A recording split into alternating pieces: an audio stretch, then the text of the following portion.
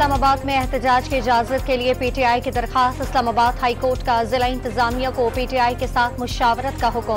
12:30 बजे आगाह करने की हिदायत। जमात इस्लामी महंगाई और बिजली के बिलों के खिलाफ आज एहतजाज करेगी। धरना रोकने के लिए इस्लामाबाद का रेड जोन सील। शेखुपुरा समेत पंजाब के कई शहरों में जमात इस्लामी के दफातर पर छापे। पंजाब भर में 28 जुलाई तक जलसे, जुलूसों, रैलियों और धरनों पर पाबंदी आए। वज़ीर आला खैबर पख्तूनख्वा अली अमीन गंडापुर आज बनू का दौरा करेंगे। जलसा-ए-आम से खिताब और अमायदीन से मुलाकातें करेंगे।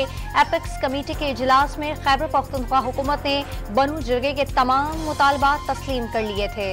कराची के इलाके डिफेंस खयाबान निशात पर भुगटे कबाइल के 2 ग्रुपों के दरमियान तसादुम में जाँ बहक 5 अफराद का पोस्टमार्टम मुकम्मल। वाक़े की सीसीटीवी फुटेज मंजर-ए-आम पर आ गई। पुलिस ने 12 अफराद को हिरासत में ले लिया। कब्जे से असलहा भी बरामद। दोनों ग्रुपों में काफी अरसे से तनाज़ा चल रहा था। कराची के इलाके सचल गाजी कोट में पेट्रोल पंप पर मुलजिमान की फायरिंग की फुटेज मंजर-ए-आम पर आ गई। फायरिंग से बाइकर राइडर जाँ बहक और एक शख्स जख्मी हो गया।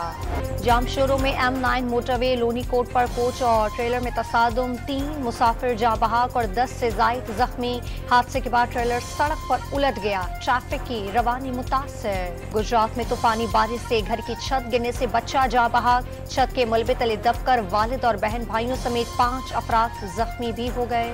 लाहौर में बारिश के बाद गर्मी का जोर टूट गया। बेशतर सड़कों पर खड़ा पानी निकाला नहीं जा सका।